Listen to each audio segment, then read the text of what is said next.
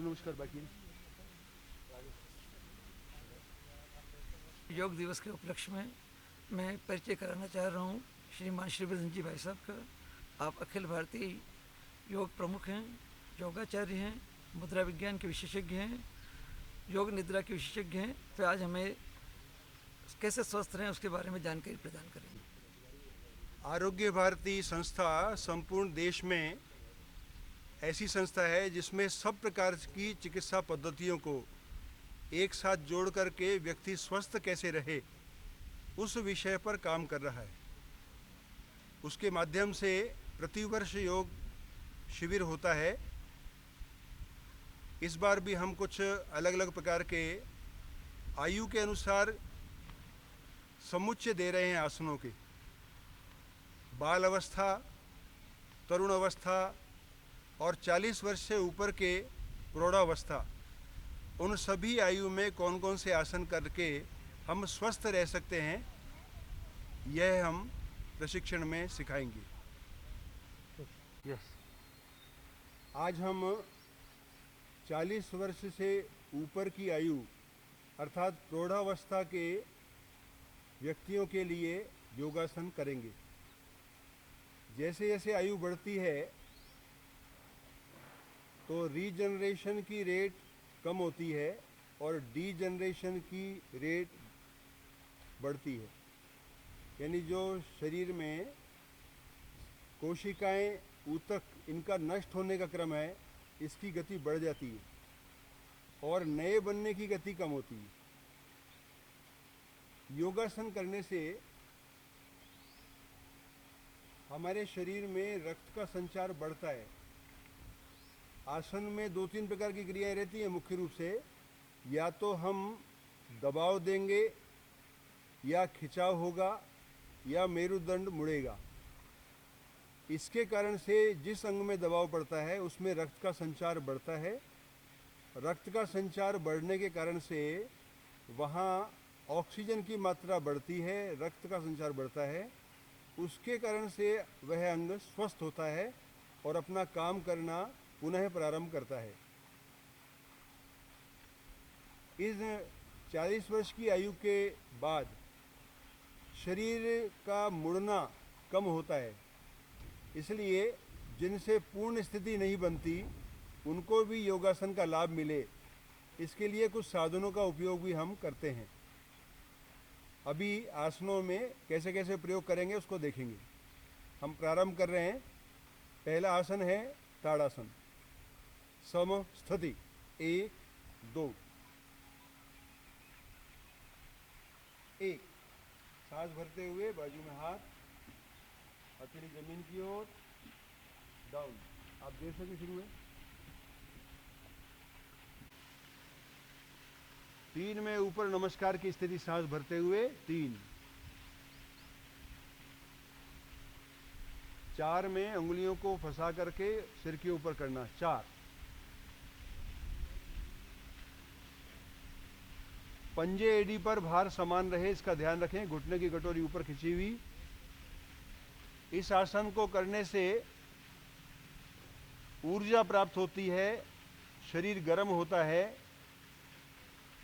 और रक्त का संचार ऊपर की ओर होता है। श्वास की गति सामान्य होकर के लंबे श्वास हो जाते हैं स्वतः। 5 ऊपर नमस्कार, 6 बाजू में, 7 हथेली नीचे, 8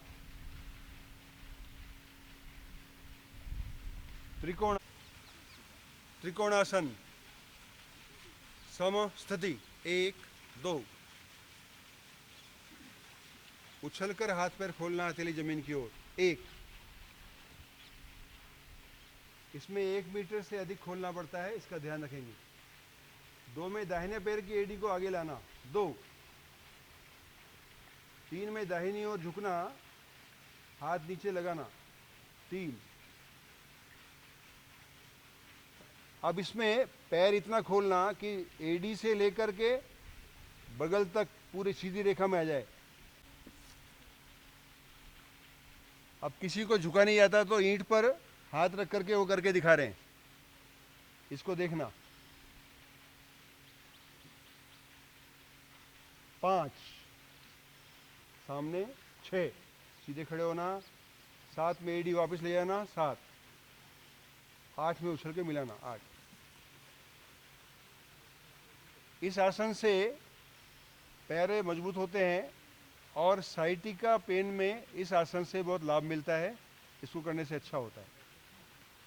पार्श्व कोण आसन, नींद हटा दो। 2 एड़ी आगे लाना, 3 घुटना मोड़ करके हाथ नीचे करना, 4। तो पहला क्रमांक हो सकता है तो अच्छी बात है, नहीं होता तो कोहनी पर पैर रख कर 90 डिग्री का एंगल ध्यान में रख करके करेंगे। और कुर्सी का भी उपयोग कर सकते हैं। अभी इस प्रकार पार्श्व कोणासन हमने किया है। 5 हाथ नीचे, 6 हाथ बाजू में, घुटना सीधा करके खड़े होना है, 7 एडी पीछे, 8। ये सभी दोनों ओर होंगे। एक बार कर लिया एक तरफ, अभी समय बचाने के लिए 1 हाथ ऊपर, 5 भरना, थोड़ी आगे रखेंगे तो खिंचाव उसमें रहेगा, पूरी स्थिति अच्छी होगी। 2 कमर से ऊपर का हिस्सा कमर के नीचे लग जाना चाहिए, लेकिन किसी का नहीं लगता तो सिर को दबाना नहीं, सीने को पास में लाना है। उसके बाद सीना अगर लग जाएगा तो वो माथा लग जाएगा। अनावश्यक दबाव देंगे तो गर्दन में खिंचाव आ सकता है, ये सावधानी रखनी है। 3 इस आसन को करने से मस्तिष्क में रक्त का संचार बढ़ते हैं। 4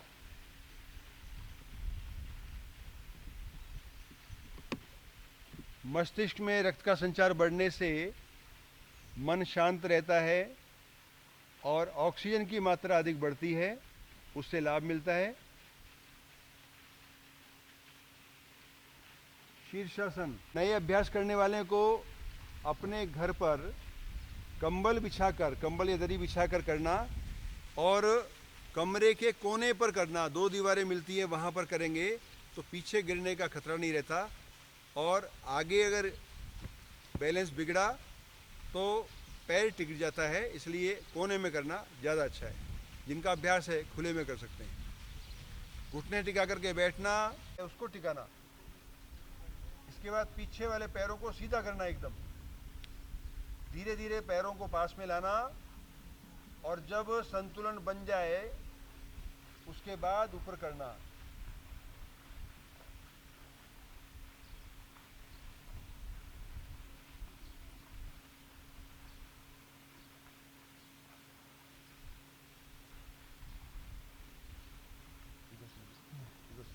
रहेंगे,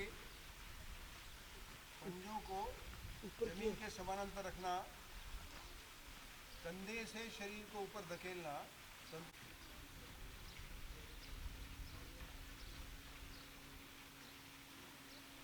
धीरे धीरे मोड़ करके नीचे लाइए और थोड़ी देर सीधे बैठना। अधिक देर करने पर पहले लेटना, उसके बाद खड़े होना।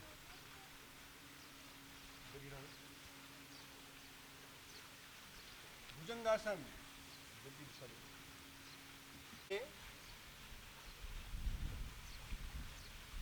एक पहले बैठना, 2 में पैरों को पीछे फेंकना, 2। अब यहाँ से पहला अभ्यास, नए अभ्यास वालों को कोहनी को जमीन पर टिकाना।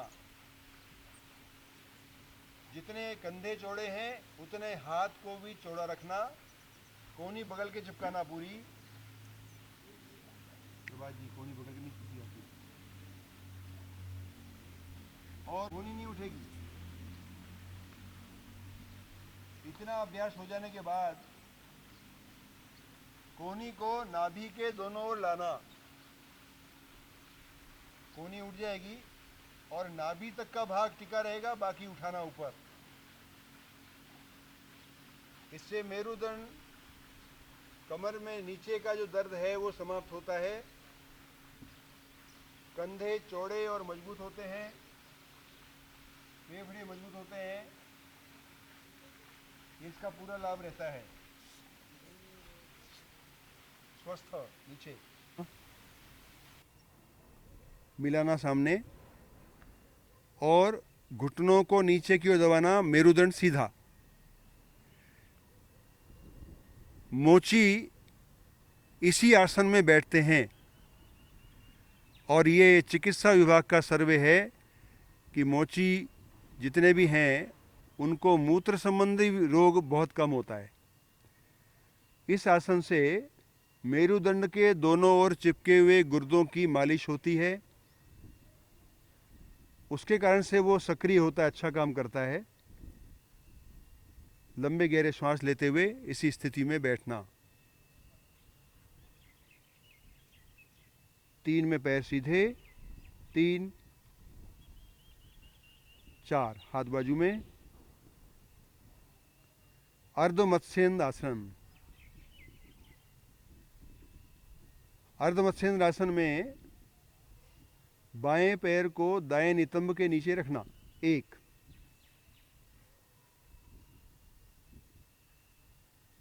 2 में दाहिने पैर को, 2 में बाएं पैर को, दाहिने पैर को बाएं पैर के बाजू में रखना, लंब रूप, 2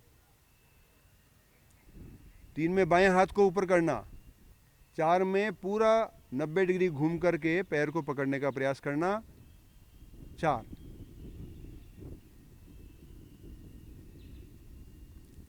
इसमें आप देख रहे हैं नाभि को बाहर निकाल रहे हैं और मरोड़ रहे हैं। उसका परिणाम होता है अपने अग्नाशय पैनक्रियाज, इस पर दबाव पड़ रहा है, उसके कारण से पैनक्रियाज सक्रिय होता है। तो जिनको मधुमेह का रोग है उनके लिए अच्छा है और मधुमेह ना हो उसके लिए भी अच्छा है। कमर की जकड़न निकल जाती है, कंधे के जोड़, बाकी सब एक अच्छा आसन है। 5 सामने आना, 6 हाथ ऊपर, 7 दाहिना पैर सीधा, 8 बायां पैर भी सीधा। इस लोकासन में सरल पद्धति है, पुस्तक में वर्णन है, दोनों पैर उठे रहेंगे, हाथ सामने रहेंगे, लेकिन इसमें क्योंकि प्रौढ़ावस्था है उसको ध्यान में रख करके सहारा दिया है। एक में सीधे लेटकर कोहनी टिकाना, आप कोहनियां कंधे के नीचे आनी चाहिए, उसको खींच के रखें। 2 में सीना उठाइए और 3 में दोनों पैर मिला करके उठाना है।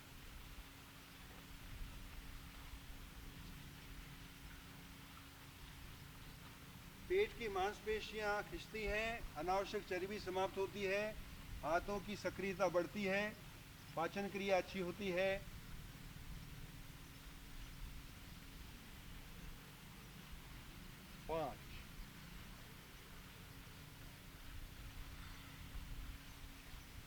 उठ जाइए। इससे सीने को ऊपर करने की आवश्यकता नहीं होती है, स्वतः ऊपर हो जाएगा। टिकाना और सीना अपने आप ऊपर हो गया, पैर ऊपर करिए। इस स्थिति में सरलता से कर सकते हैं।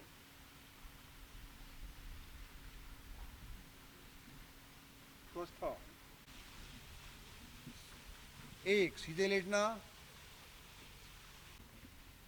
3 में दाहिना हाथ बीच में डालकर दोनों अंगूठे पकड़ना, 4 दोनों कंधे बराबर टिके हुए, दोनों घुटने खिंचे हुए। इस आसन से L3, 4, 5 स्लिप डिस्क की समस्या है, मोच है, चोट है, लगातार बैठने से दर्द होता है, वो सब इससे ठीक होता है। 5 घुटने मोड़ कर लाइए, दाहिने हाथ से पकड़ना, 6 बाएं हाथ से पकड़ना, 7 बाईं ओर ले जाना पूरा,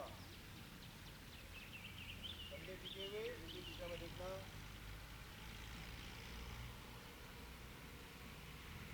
8 करना,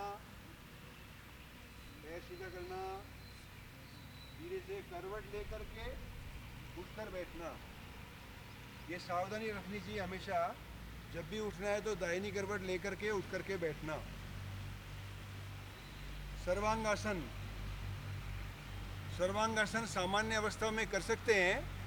अगर नहीं होता, जिसका शरीर भारी है या स्पॉन्डिलाइटिस है, वो सर्वांगासन नहीं कर सकते, मना है। लेकिन साधन का उपयोग करते हुए सरल पद्धति से भी करेंगे, उसको देखेंगे। सर्वांगासन उपयोग करते हुए 1 सीधा लेटना, 2 45 अंश पर उठाना, 3 90 अंश पर रोकना, घुटने सीधे रखते हुए,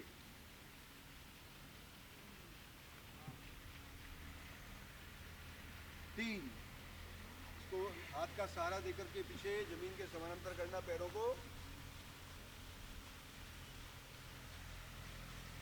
कंधे के बल पर सीधे खड़े होना है। इस आसन का उपयोग थायराइड ग्रंथि को ठीक करने के लिए है। थायराइड ग्रंथि अगर ठीक काम कर रही है तो संतुलित रहेगा शरीर।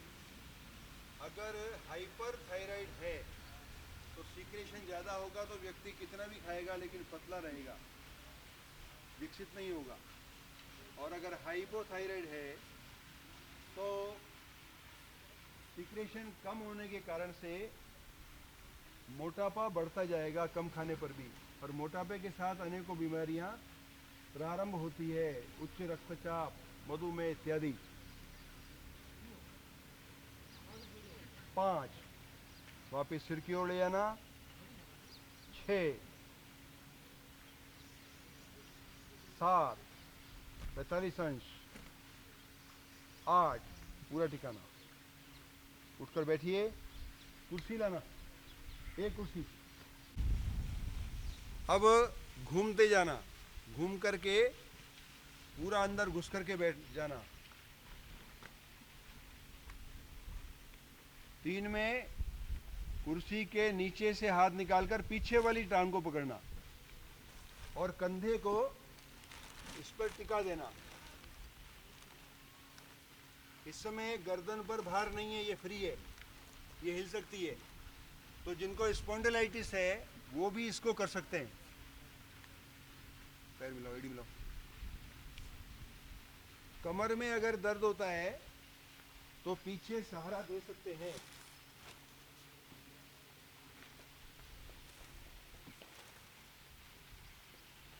अगर कमर में दर्द आता है तो इसको लगाने के बाद ये ठीक रहता है। 5 मिनट तक आराम से रह सकते हैं इस अवस्था में। शीर्षासन के सभी लाभ, नेत्र ज्योति का बढ़ना, रक्त का संचार बढ़ना, सब ठीक होता है। सीने का फैलाव पूरा है, श्वास पूरा गहरा आ रहा है, नाभि तक श्वास आ रहा है अपने आप ही। उतरते समय ऐसे ही सरक जाना, हाथ छोड़ना और धीरे से नीचे सरक जाना।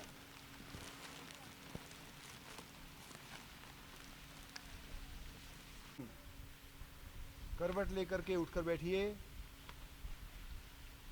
पैर सीधे, 1 हाथ बाजू में, 2 ऊपर, 3 में ठोडी को आगे रखते हुए पूरा कमर से ऊपर का भाग नीचे लगाना, 3 पूर्ण स्थिति, 4 बाजू से पकड़ना ज़्यादा अच्छा,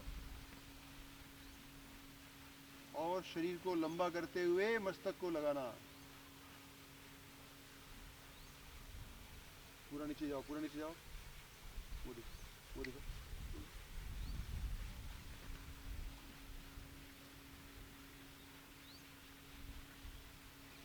पांच, सामने देखना, हाथ ऊपर। इसके बाद शवासन, सीधे लेट जाइए, पैरों का अंतर, एड़ी का अंतर 1 फुट, पैर खोलिए, हथेली आकाश की ओर, 1 फुट, हाँ, हथेली आकाश की ओर। सभी आसन करने के बाद शवासन का बहुत महत्व है। इसको करने से सारी पैरों के तलुए शिथिल, एड़ी भी शिथिल हो रही है। पिंडली की मांसपेशियां धीरे धीरे शिथिल होती जा रही हैं। घुटने की मांसपेशियां शिथिल हो रही हैं।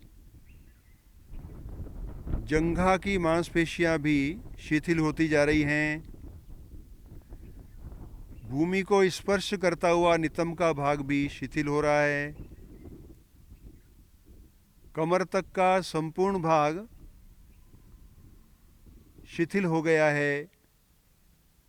लंबा गहरा श्वास लेकर के आकार का उच्चारण करेंगे। दीर्घ श्वास आ।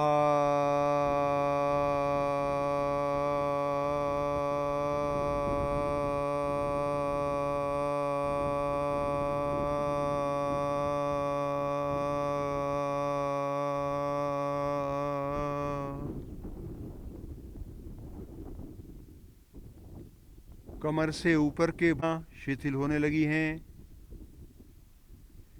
सीने की मांसपेशियां शिथिल हो रही हैं।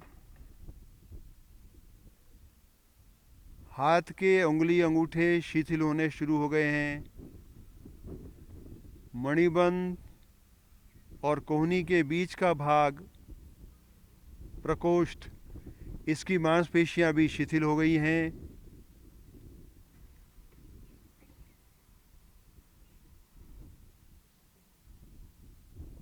कोहनी से ऊपर का भाग, द्विबंध त्रिबंध युक्त मांसपेशियां भी शिथिल हो रही हैं। कंधे की मांसपेशियां भी शिथिल हो रही हैं।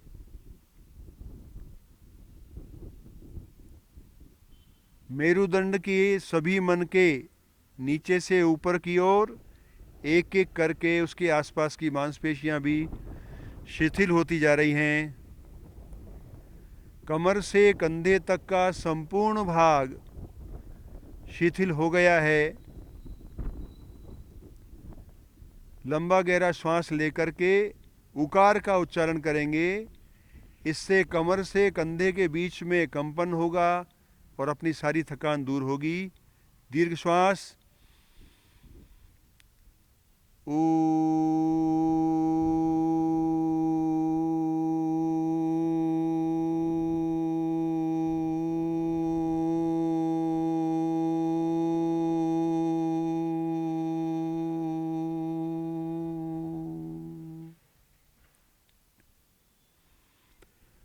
गर्दन के ऊपर के भाग पर ध्यान केंद्रित करिए।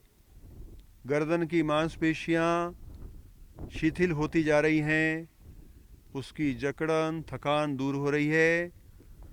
ठोडी शिथिल, दोनों गाल भी शिथिल हैं। दांत धीरे से खुले हुए हैं, होठ बंद करते हुए। दोनों होठ भी शिथिल हैं। दोनों कान शिथिल हैं। दोनों नासिका रंध्र भी सामान्य श्वसन के साथ शिथिल हैं। दोनों कान बिल्कुल शांत हैं। दोनों नेत्र क्रमशः धीरे धीरे शिथिल होते जा रहे हैं। ललाट का भाग भी शिथिल है। भूमि को स्पर्श करता हुआ सिर का भाग भी शिथिल हो रहा है। ब्रह्मरंध्र भी शिथिल है। गर्दन के ऊपर का पूरा भाग बिल्कुल शिथिल शांत हो गया। लंबा गहरा श्वास लीजिए। मकार का उच्चारण करेंगे।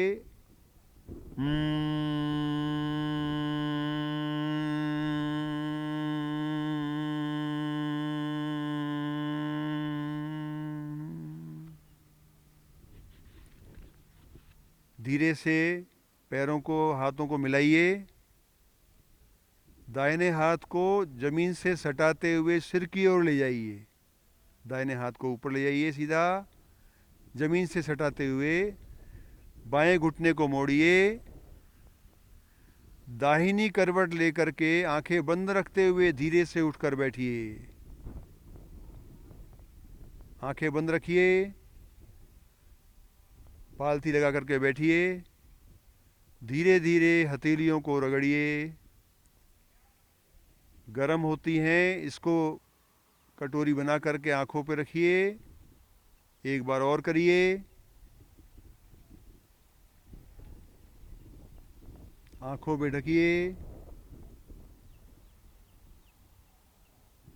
धीरे से आंखें हाथ के अंदर खोलिए और हाथ को हटा दीजिए।